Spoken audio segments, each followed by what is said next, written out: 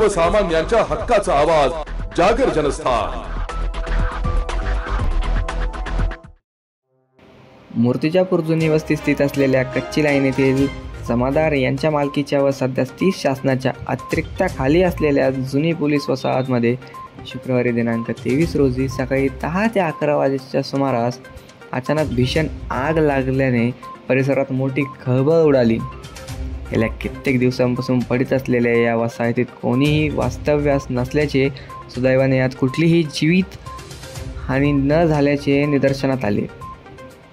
जुन्या काळातील लाकडाच्या नाटेत टिनाच्या छत असलेल्या या वसाहतीचे बांधकाम असल्याने व यातील लाकडाने आग पकडल्याने आगीवर नियंत्रण मिळवण्यास अग्निशमन पथकाला कसरतीचा सामना करावा लागला। आगीने काही क्षणातच आगीचा लोट व धुराचा लोट बाहेर फेकला।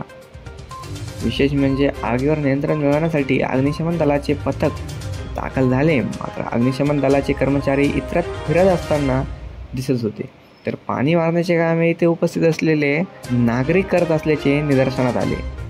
लाखो रुपये वर्षकाठी अग्निशमन दलाच्या कर्मचाऱ्यांवर प्रशिक्षणाचे खर्च करून काय फायदा, असा प्रश्न उपस्थित केला आहे। करोडो रुपये खर्चून नगर परिषद मार्फत घन कचरा संकलनचा कॉन्ट्रॅक्ट देण्यात आला आहे, मात्र सदर घडलेल्या इमारतीत कित्येक दिवसांपासून कचरा साठून असल्याचे, आग लागली असल्याचे परिसरात काही रहिवाशांना बोलताना सांगितले। तर नेमकी आग लावली की आग लागली असावी याचा शोध मूर्तिजापूर शहर पोलीस स्टेशनचे वरिष्ठ अधिकारी भाऊराव फुगे यांच्या मार्गदर्शनात शहर पोलीस करीत आहेत। जागर जनस्थानकरिता कॅमेरामॅन श्याम वाळस्करसह प्रतिनिधी प्रतीक कुरेकर, अकोला।